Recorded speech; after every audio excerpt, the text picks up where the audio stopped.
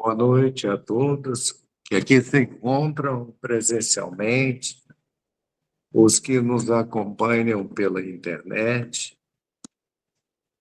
Hoje é noite do nosso encontro com o nosso querido amigo Jorge Hessen, cuja palestra de hoje terá como tema o Evangelho segundo o Espiritismo na linguagem da razão.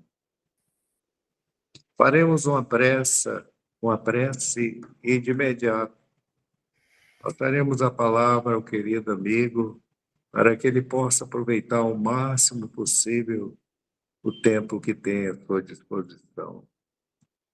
Senhor da vida, que a sua luz se faça presente em nossas mentes e corações, aliviando-nos das agruras, das provações difíceis, porque estejamos passando, das dificuldades existenciais, do compromisso de superarmos a nós mesmos, vencendo as nossas sombras interiores e fazendo luz em nossos caminhos. E o Senhor da vida nos abençoe, nos acolha em sua misericórdia infinita, dando-nos o ensejo de continuar jornadeando no caminho do bem, da luz, do amor e da verdade. Que assim seja. Convidamos o nosso amigo para que tome a palavra a partir de agora. Boa noite, queridos irmãos da Casa Fonte Esperança, meu querido irmão Arnaldo, gratidão pelo carinho, acolhimento, pelo convite. Aos irmãos que possam estar conosco agora e mais tarde também recebam as nossas boas-vindas, que Jesus nos abençoe. Nós vamos fazer uma reflexão em torno, até a guisa de mais curiosidade de entender por que o Kardec resolveu publicar na chamada coleção do Pentateuco, dos 5 obras, chamado Basilares, o Evangelho segundo o Espiritismo. E como isso aconteceu?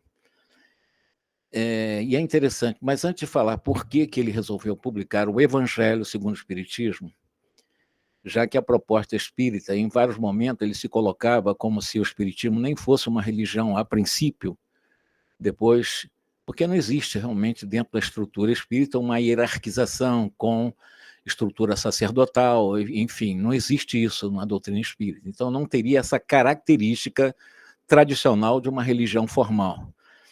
Mas o Evangelho nos remete à religiosidade, a um processo de busca de Deus, a fim de que nós possamos reforçar em cada um de nós o potencial pelo esforço próprio da prática do bem, tendo como alvo exatamente aquele que nos criou por amor, para o exercício do amor que nós chamamos de Deus. Durante milênios, o nosso Mestre Jesus, ele enviou para nós aqui na Terra, durante essa trajetória historiográfica, para nos instruir, vários povos, várias raças e civilizações antigas, com conhecimento dos princípios das leis naturais, das leis divinas. Muitos instrutores foram enviados pelo Cristo. Além disso próprio, há 2000 anos, ele pessoalmente veio confirmar esses conhecimentos já existentes, inclusive, deixando o nosso Evangelho segundo o Espiritismo, ou deixando, no caso, o Evangelho como um patrimônio para toda a humanidade. A verdade é que foi distorcido a mensagem do Cristo em seu Evangelho, e ao sabor de cada religião, ao sabor de cada crença, de cada seita, foram fazendo adaptações da mensagem de Jesus, como eu disse, ao sabor desses grupos. A doutrina espírita, ela traz para nós o Evangelho de uma forma muito mais universal, considerando de que são os desencarnados de várias tendências, de várias culturas, de várias partes do mundo, através de vários médios, deram uma contribuição enorme na interpretação dos chamados textos canônicos.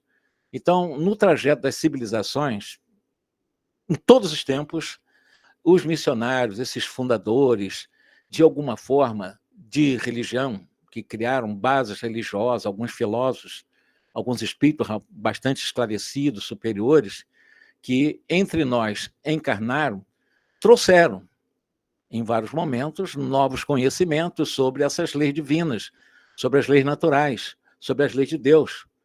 Com que finalidade? De fazer com que nós, aqui da Terra, progredíssemos cada vez mais no entendimento desse código moral que já trazemos na consciência.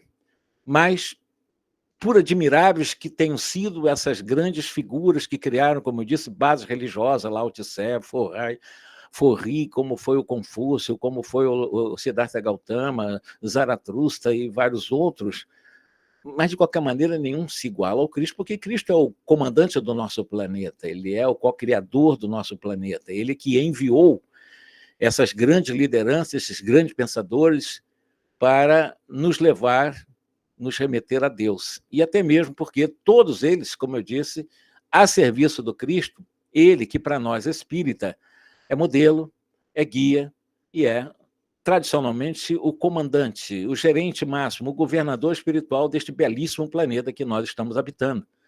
Segundo alguns espíritos, e eu vou dizer alguns espíritos, o Cristo ele teria escolhido um mentor, porque todos os países têm um espírito responsável pela comunidade, como cada família tem um espírito responsável pela família, como um grupo mediúnico ou um centro espírita tem um patrono, tem um espírito responsável pelo grupo espírita, de cidades também, de países da mesma forma. Então, aqui foi escolhido um do qual recebeu essa incumbência de zelar por esses patrimônios imortais do Evangelho de Jesus, aqui na terra do Cruzeiro do Sul, famosa Cruzeiro do Sul. Humberto de Campos nos fala isso numa obra, embora com algumas controvérsias, mas uma obra chamada Brasil, Coração do Mundo, Pátria do Evangelho.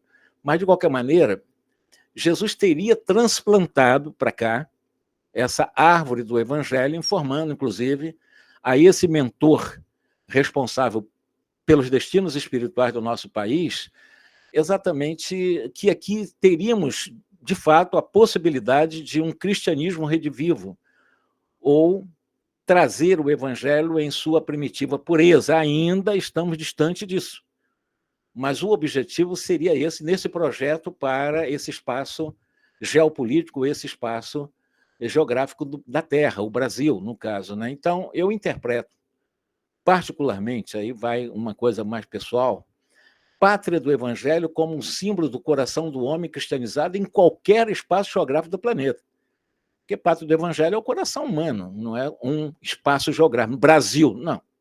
Tradicionalmente, então é melhor entender como Pátria do Evangelho o coração humano em qualquer parte do mundo. Mas também reconheço, com certeza, que o Brasil traz a bandeira de uma análise e propagação do Evangelho de uma forma diferenciada, pelo menos através daqueles que militam no movimento espírita, divulgando o espiritismo para o mundo. O Evangelho, sob a ótica espírita, é diferenciado, porque o Evangelho comum não trata de reencarnação, por exemplo.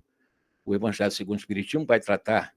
Os evangelhos comuns de outros credos, outras religiões, não tratam de comunicação dos chamados mortos com os vivos. O Evangelho segundo o Espiritismo trata. Então, é um evangelho diferenciado. Óbvio que essa expressão não reduz a missão do Espiritismo para o Brasil, suprimindo a sua universalidade. O Espiritismo é um patrimônio da humanidade. Não podemos restringir o Evangelho somente ao Brasil, da mesma forma como ocorreu há 2000 anos, quando Jesus escolheu o povo hebreu para levar a efeito as suas divinas lições à humanidade, e, ao escolher esse espaço geográfico da Palestina de então para a divulgação do Evangelho, ele também não reduziu a sua mensagem à Palestina. Muito pelo contrário, o Paulo nos prova isso, levou para os outros o Evangelho. Então, Jesus ele escolheu o povo judeu por várias razões. E uma das razões é que o povo judeu já havia conquistado bastante, pelo menos em termos de matéria, de fé, na ideia do monoteísmo, na ideia de um Deus único. Isso foi, historicamente, muito importante para nós, da humanidade, sendo justo, então, que exigisse desse grupo, né, ou desse povo, né, um grau correspondente de compreensão em matéria de humildade, de amor, já que eles falavam de um Deus único, o que também não aconteceu, diga-se de passagem.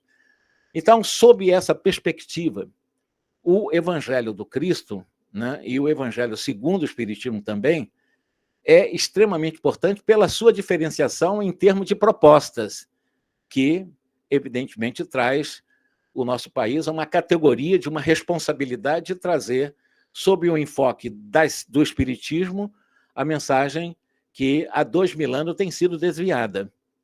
Jesus ele decidiu estabelecer, por exemplo, em algum momento na França, no século XIX, a consolidação do que ele lá, 2000 anos, chamou de Consolador ou Paráclito, que ele disse que não nos deixaria órfãos, que enviaria um outro Consolador. Então, essa consolidação desse Consolador, e é importante nós refletirmos, ele realmente escolheu a França. Agora, como? Quando? Onde? E por que surgiu esse projeto? Aí eu vou falar do Evangelho segundo o Espiritismo, propriamente dito, que é o nosso tema, na codificação, conforme lá no início eu disse. Passaram mais de 60 anos, 160 anos, após a publicação do Evangelho. E para o professor Rivaio, agora Allan Kardec, que já tinha publicado o Livro dos Espíritos, foi um desafio muito grande fazer a composição desse conjunto de mensagens do Evangelho segundo o Espiritismo, que, na minha opinião, é o mais completo código moral da história humana, como historiador, humilde historiador que sou.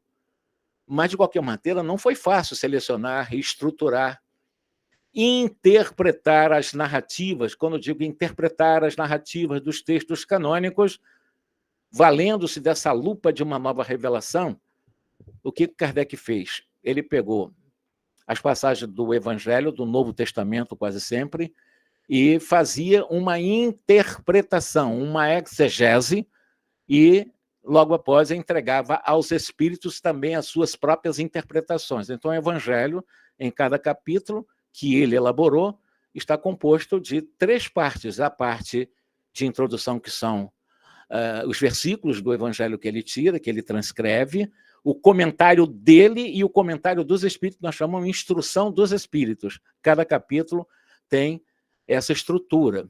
Então, essas narrativas, valendo dessa lupa poderosa de uma nova revelação, foi transformando em propostas para a transformação da sociedade. Não é fazer santos, nem igrejas, nem idolatrias, nem ídolos. Apenas uma proposta de transformação social via Evangelho. Vamos fazer realmente uma rápida rememoração desde 1864, e antes disso também, eu vou tentar explicar, porque poucos espíritas conhecem como é que surgiu esse ímpeto do Kardec publicar o Evangelho, que nós conhecemos como a terceira obra do Pentateuco kardeciano, que é um termo meio estranho, Pentateuco, né? Lembra lá Moisés, mas esses 5 livros básicos que tradicionalmente nós chamamos. Então, 1864 era o ano em que ele publicou a imitação do Evangelho como sequência dessa terceira parte, ou seja, terceira parte de onde que ele tirou o Evangelho segundo o Espiritismo? Leis morais, que ele pegou os 10 mandamentos de Moisés, estudou de uma forma profunda no Livro dos Espíritos, na sua terceira parte. Então, quando vocês leem as leis morais no Livro dos Espíritos, que é a terceira parte, daí, que também já vem lá de Moisés, que o Kardec faz uma análise também do Decálogo, nas leis morais do Livro dos Espíritos, ele pega daí e transfere para uma nova obra, que seria o Evangelho segundo o Espiritismo. Portanto, o Evangelho segundo o Espiritismo, sob o ponto de vista moral, foi tirado da terceira parte do Livro dos Espíritos. Agora, aqui vale um parênteses. Em termos de história, né? Esse título, Evangelho segundo o Espiritismo, que nós conhecemos hoje, como eu disse, uma das mais admiráveis obras da doutrina espírita, os fatos são os seguintes. Em 1862, Canuto de Abreu nos fala sobre isso, ele buscou obras originais, textos originais, documentos originais, para fazermos a afirmação que eu estou fazendo. 1862, Kardec ele anunciou entre os seus amigos que estava preparando um livro que ele intitularia As Vozes do Céu. Esse era o título que ele pensava dar nesse livro que ele estava preparando, 1862.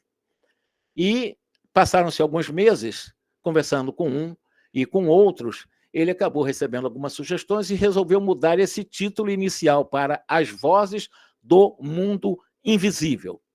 Era um livro que ele estava preparando. Quando chegou 2 anos depois, em 1864, ele resolveu publicar um livro com um título extremamente estranho. Ele botou Imitação do Evangelho segundo o Espiritismo. Obviamente, um título que causou desconforto, inclusive para o diretor que bancou parte dessa publicação, que foi o senhor Pierre-Paul Didier. Ok, a partir daí, como é que se resolve essa questão? Era um título, sob o ponto de vista até comercial, né? Esquisito, né? Imitação do Evangelho segundo o Espiritismo não soava bem, nem sob o ponto de vista comercial, se nós podemos pensar em vender uma obra, imitação de alguma coisa, né? Então, para resolver essa questão, para essa mudança possível do título, né, o Kardec começou a fazer consultas também a vários espíritos, o que poderia ser feito nessa terceira obra. Consulta aqui, consulta ali, dentre os quais surge a figura do espírito de verdade, que sugeriu a alteração.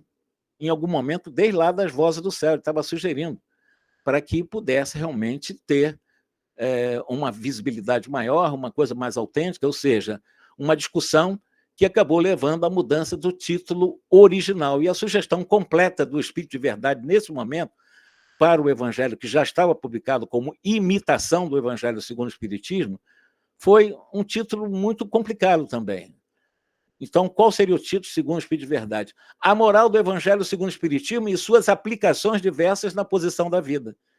Isso não seria um título ideal para um livro, né? Você chegar à moral do Evangelho segundo o Espiritismo e suas aplicações para diversas posições da vida. Ok, Kardec, evidentemente, analisou essa proposta do Espírito de Verdade, considerou importante essa sugestão, sim, mas depois de novas discussões e outras observações, inclusive do próprio editor Didier, que tinha um certo receio, eu diria até um certo medo de um choque com a literatura católica da época, em função da hegemonia nesse momento do catolicismo por causa de Napoleão, o clero ganhou força nesse momento, né? E, evidentemente, para não chocar com a literatura católica, Kardec decidiu colocar um título mais conciso, mas esse mais conciso ficou como imitação, num primeiro momento, a primeira edição, imitação, e a partir da segunda e terceira edição é que nós conhecemos como Evangelho segundo o Espiritismo. E como subtítulo, aí o Kardec aproveitou aquela sugestão do Espírito de Verdade, né? Ele manteve a essência da sugestão como a explicação das máximas morais do Cristo, a sua concordância com o Espiritismo e a sua aplicação às diversas circunstâncias da vida. Isso ele colocou como subtítulo. Maravilha. Surge aí esse livro que nós consideramos não é um livro para ser lido e apenas lido sem reflexões. Muita gente pega o Evangelho e lê de cabo a rabo 28 capítulos como se tivesse lido o Evangelho. O Evangelho, cada linha, cada parágrafo, cada frase tem muito a dizer com um aprendizado profundo, numa reflexão necessária à mensagem de Jesus.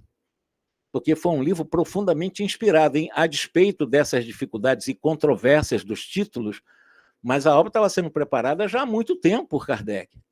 Há muito tempo. Em 62 ele já estava com o livro pronto, só o título, que ele tinha dúvida. Então, a partir da terceira edição, que ganha esse título definitivo, como nós conhecemos hoje, e esse episódio ele é muito rico, né, de significado, porque, de alguma forma, o título sugerido pelo Espírito de Verdade, ou seja, a moral do Evangelho segundo o Espiritismo, talvez fosse ainda, no meu modo de pensar, mais preciso do que Evangelho segundo o Espiritismo.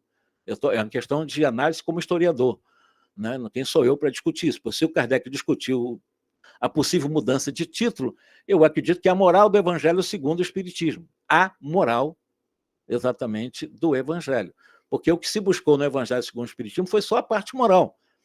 Não havia outra preocupação, evitaria qualquer interpretações que pudessem confundir a obra como um novo evangelho ou como uma nova religião. Aí vem o detalhe. No livro O que é o Espiritismo, o Allan Kardec discute com um religioso da Igreja Romana essa questão, a questão religiosa, inclusive. Naquele momento, quando Kardec, nesse opúsculo chamado O que é o Espiritismo, ele chega a fazer a afirmação para esse abade que, naquele momento, ele não considerava o Espiritismo uma religião em si, poderia ter consequências religiosas, mas não uma religião. Ele considera a religião, em partir de 1865, quando ele publicou, ele foi fazer uma palestra, ele fez várias viagens. Numa das suas palestras, ele faz uma colocação interessante em relação ao Evangelho. Ele faz uma afirmação de que, sob o ponto de vista filosófico, o Espiritismo seria uma religião, sob o ponto de vista filosófico, né? Não teológico, como nós concebemos, mas filosoficamente poderíamos dizer, porque tem consequências morais, porque a doutrina espírita é um convite para a transformação moral. O Evangelho segundo o Espiritismo é o livro-chave para essa transformação, porque é o retorno de cada um de nós às lições deixadas há 2000 anos como definitiva para a transformação da humanidade, que são as mensagens de Jesus. Agora, é claro, esse compromisso, né, nessa confecção, na formatação do Evangelho segundo o Espiritismo, ele... Agora, vamos voltar, mas não foi um livro que surgiu também assim, vou fazer o Evangelho segundo o Espiritismo. Ele precisou se recolher para publicar o Evangelho segundo o Espiritismo. Eu digo recolher na sua residência que ele tinha lá na Vila de Seguir. Ele ficou algum tempo recolhido para refletir o como, o porquê, de que forma ele poderia realmente trazer o Evangelho segundo o Espiritismo. Daí a dificuldade da titulação, colocar um título para isso. Vozes do Céu, Vozes do Mundo Invisível, coisa esquisita, depois imitação do Evangelho. Tudo isso foi discutido. Mas tudo isso ele precisou ficar recluso, ficar algum tempo meditando, porque era uma obra revolucionária. Como eu disse, evangelho que leva em consideração a reencarnação, nenhum outro evangelho leva. Evangelho que leva em consideração a comunicação dos mortos com os vivos, nenhum outro livro leva. O Evangelho segundo o Espiritismo, que os próprios Espíritos instruem, nenhum outro livro do Evangelho leva.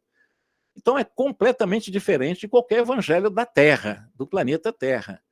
Mas voltemos lá. Historicamente falando, sob o ponto de vista dessa biografia que o Canuto nos traz, em agosto de 1863, ele lá recluso no seu domicílio, na Vila Seguir, ele recebia esses avisos dos seus mentores, né, e ao receber somente do Espírito de Verdade, a propósito da importância e da influência que o livro causaria desde 62, que ele já tinha um livro praticamente pronto.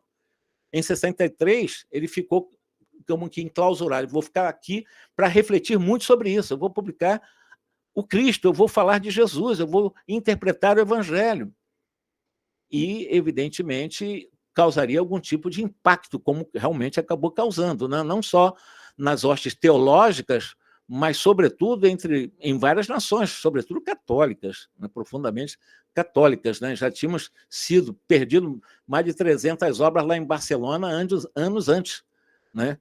Então, seria, dentro dessa visão, o Evangelho segundo o Espiritismo, o edifício sobre o qual todas as religiões poderiam abrigar-se numa visão bem, eu poderia assim, bem universal do próprio Kardec. Porque o Evangelho poderia, segundo o Espiritismo, estar e perpassar por todas as religiões. Poderiam abrigar-se no Evangelho, se saísse dos rígidos dogmas que negam a reencarnação, que negam a comunicação dos mortos com os vivos, que negam a sobrevida após a desencarnação, que negam as chamadas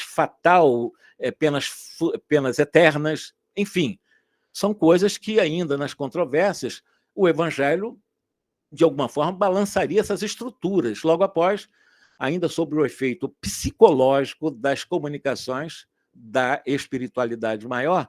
Kardec, quando publicou esse Imitação segundo o Espiritismo, em 1864, como eu disse, já desde aí se provocou vários debates, várias reflexões. E já ainda como imitação do Evangelho segundo o Espiritismo, ele só mudou o título em 66, que foi definitivo como nós temos hoje. Mas ele colocou em 5 partes, muito bem estruturado. Pegou os atos dos chamados da vida comum de Jesus, atos comuns, as ações de Jesus.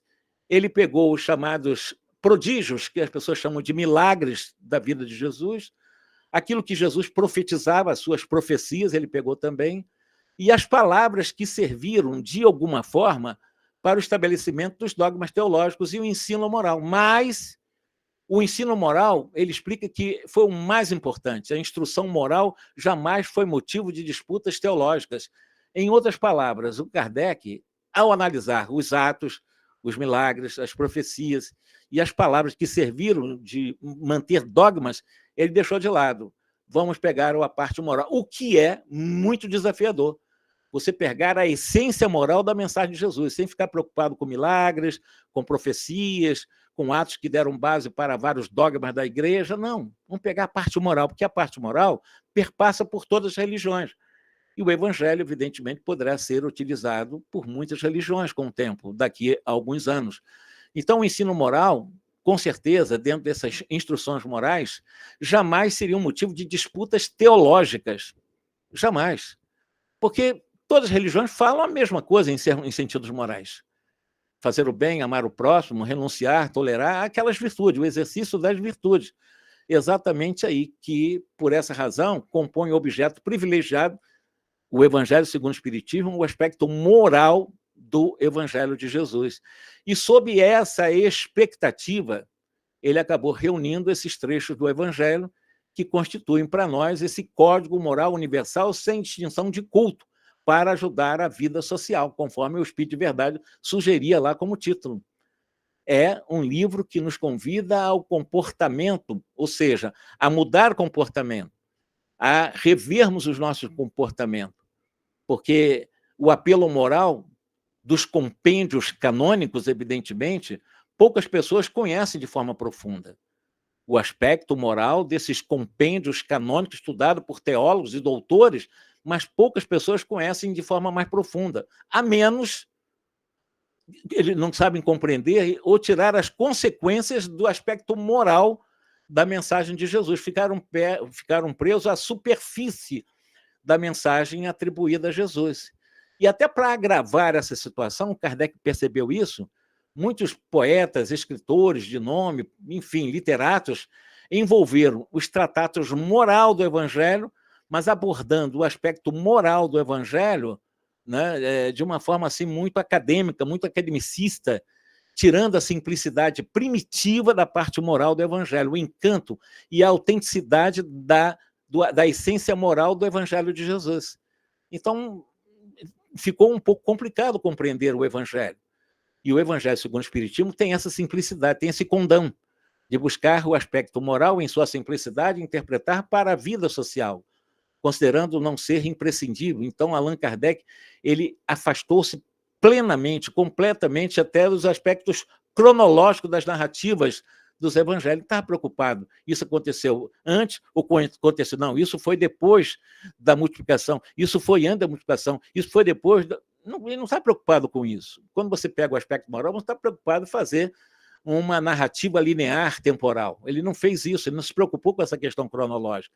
Ele pegou, repito, o aspecto essencial da moralidade, o fundo, ou seja, o espírito da letra dos textos contidos no Novo Testamento, ou nas sínteses canônicas. Foi o que o Kardec fez. Não é uma obra fácil, não foi um trabalho fácil, porque ele era um professor, era um pedagogo, e ele mergulhou para fazer uma análise teológica, embora sob o ponto de vista filosófico.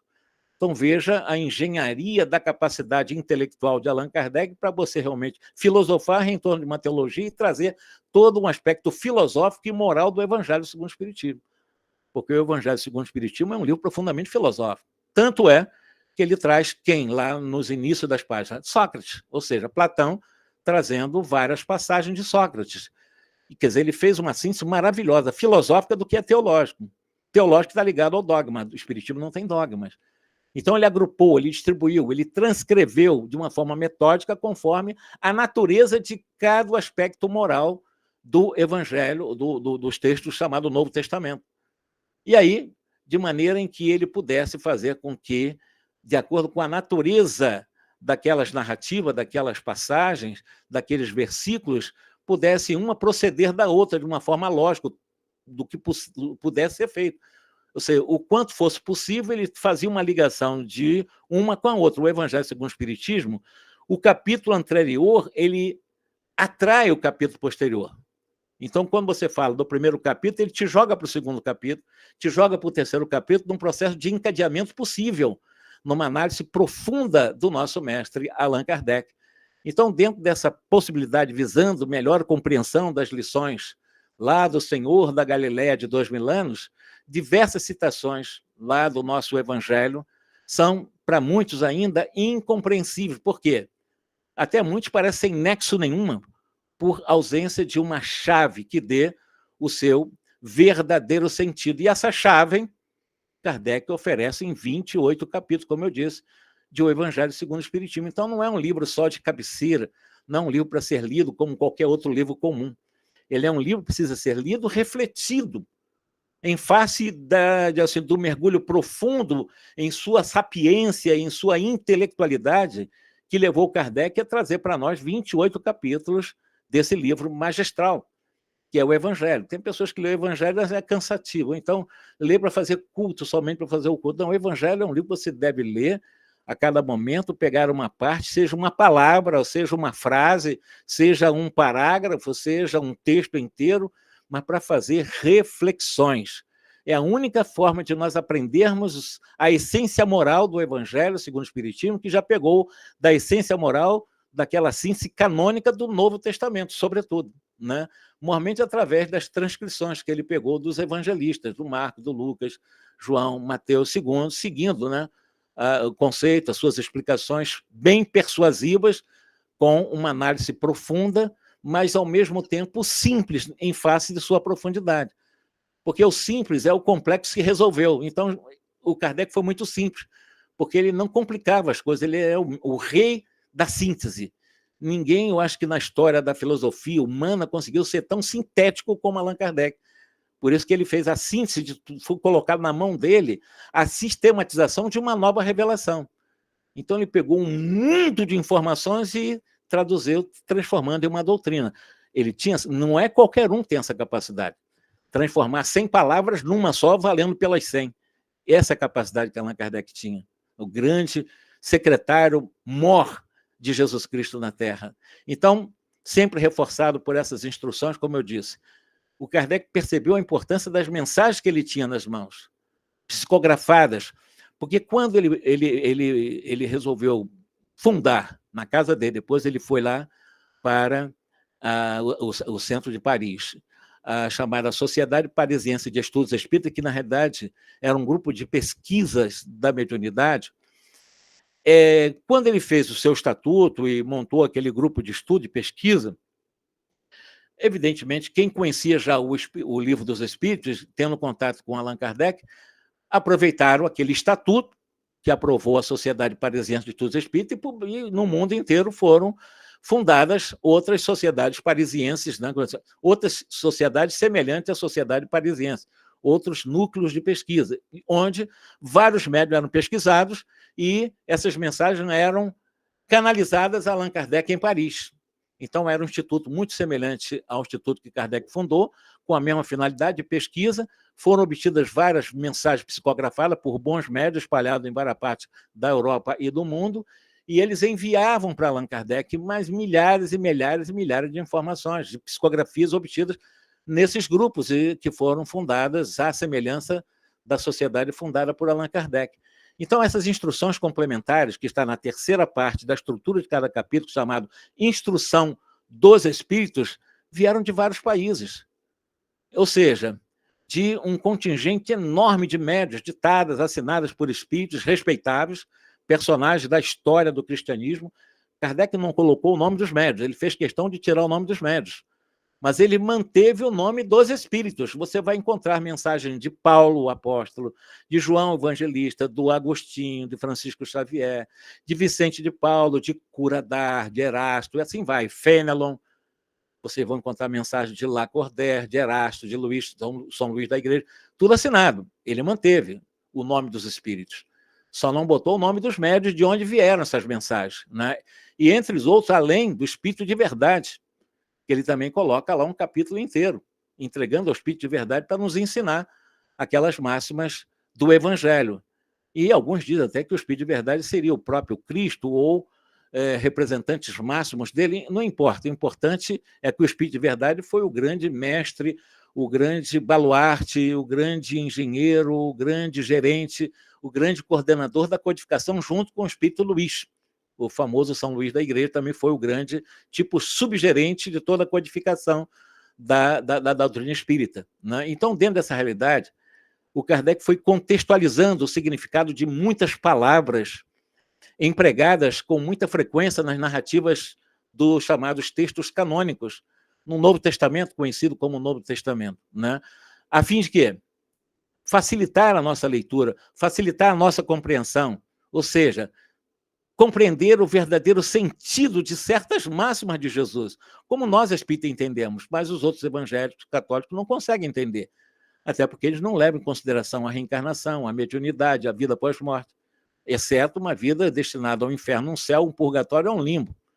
Então, como parte histórica sobre os usos, sobre os costumes, ele faz essa análise, como é que era o cenário social na época de Jesus, a sociedade judaica dos tempos apostólicos, e ele, como eu disse, colocou com muita propriedade o resumo da doutrina de Sócrates. Por que ele coloca Sócrates no Evangelho segundo o Espiritismo? Sócrates e Platão, claro, que o Platão escreve de Sócrates não escreveu nada, mas mostrando a concordância doutrinária desses que o Kardec chamou de precursores do Cristo. Então, coloca Sócrates como um dos precursores de Jesus.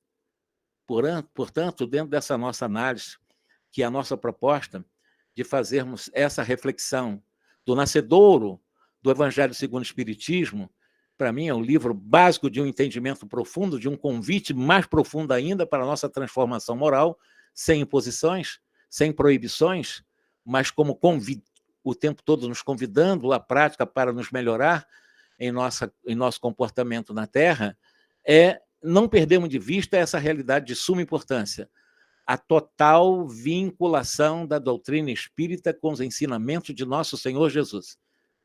E quando eu digo total vinculação dos ensinamentos do Evangelho com o Cristo falou sim de reencarnação.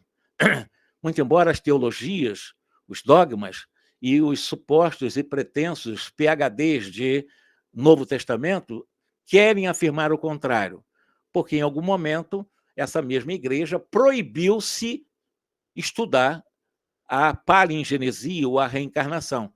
E esses evangelhos não falam de reencarnação, mas Jesus falou de reencarnação. Jesus falou com todas as letras de que João era o Elias que havia de vir, que ele mesmo era o Elias, várias e duas vezes, pelo menos ele faz essa afirmação da boca dele, conforme a narrativa de Mateus. Então, vejam, Jesus falou de reencarnação, por que o Espiritismo deixaria de falar da reencarnação no Evangelho? Jesus falou e vivenciou o processo de permitir os chamados mortos se comunicar com os vivos. Pelo menos no Monte Tabor isso aconteceu de uma forma muito clara. Como já no Velho Testamento aconteceu algumas vezes também, tanto é que foram se consultar aquela pitonisa do Endor, e havia ali uma comunicação de um espírito que se comunica com um dos líderes judeus, dos últimos juízes, que se tornou, foi o Saul, que foi se comunicar com uma médium, com um grande que tinha desencarnado entre o seu povo. Então, havia mediunidade ali no Velho Testamento, com muita claridade, existe esse momento de comunicação com os mortos. Mas o Evangelho, de fato, conforta os aflitos. Não tem como não confortar, como fazer uma verdadeira leitura. E, aliás, uma frase interessante, né? Se o Evangelho de Jesus conforta os aflitos, ao mesmo tempo parece que aflige os confortados. Parece meio redundante isso, né? Conforta os aflitos e aflige os confortados. Por quê? Porque esta frase ela resume perfeitamente a natureza transformadora, desafiadora da mensagem de Jesus. E o Espiritismo nos mostra isso. Se é verdade, conforta os aflitos para aqueles que sofrem, que estão oprimidos, que se sentem perdidos, o Evangelho oferece uma esperança, uma paz, uma promessa de libertação da ignorância, para que possa realmente se libertar dessas nossas gangas de tanta ignorância das coisas do Cristo.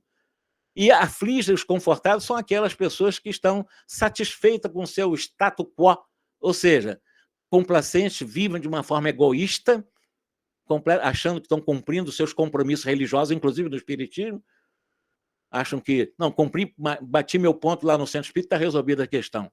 Com certeza, porque a mensagem do Evangelho, que é uma consolação aos aflitos e que aflige os confortados, na realidade, é uma mensagem de justiça, é um convite ao arrependimento, à entrega ao nosso Criador, através de...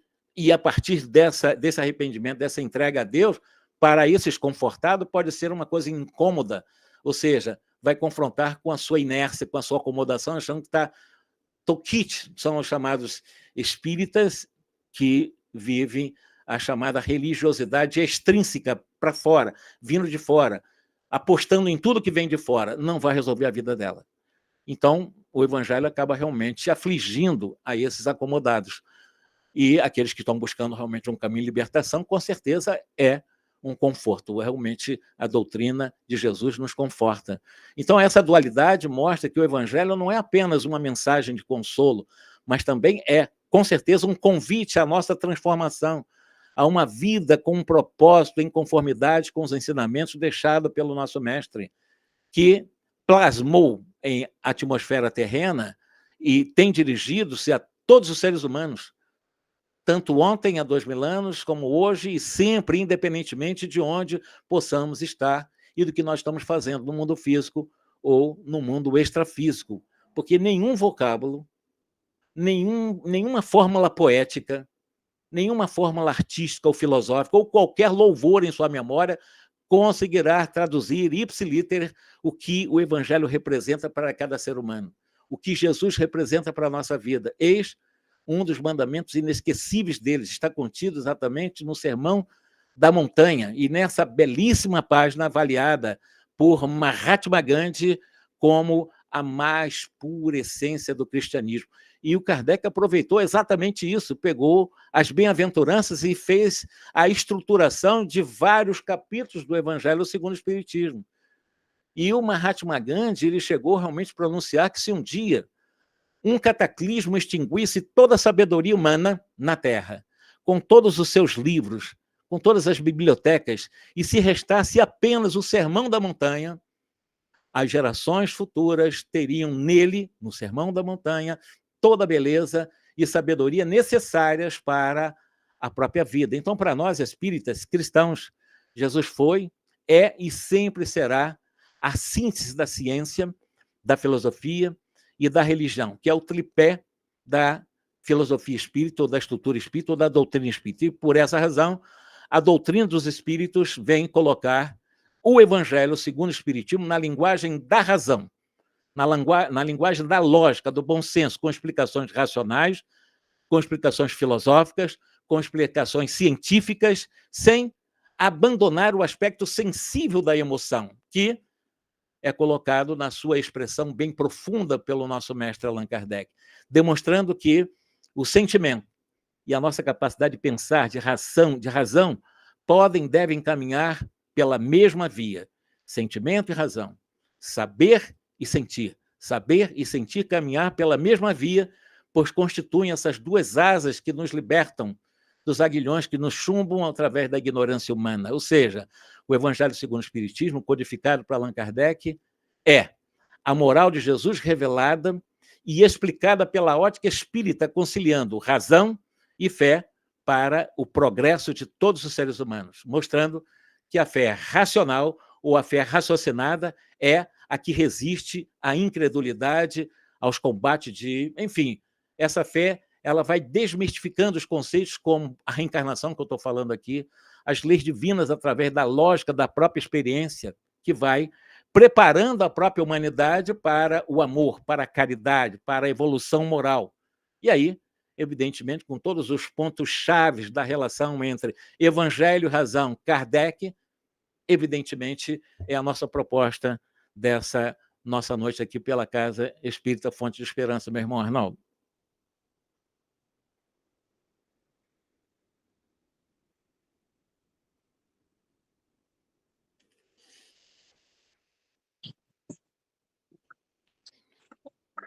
Jorge, só temos a agradecer a sua colaboração durante todo este ano de 2025.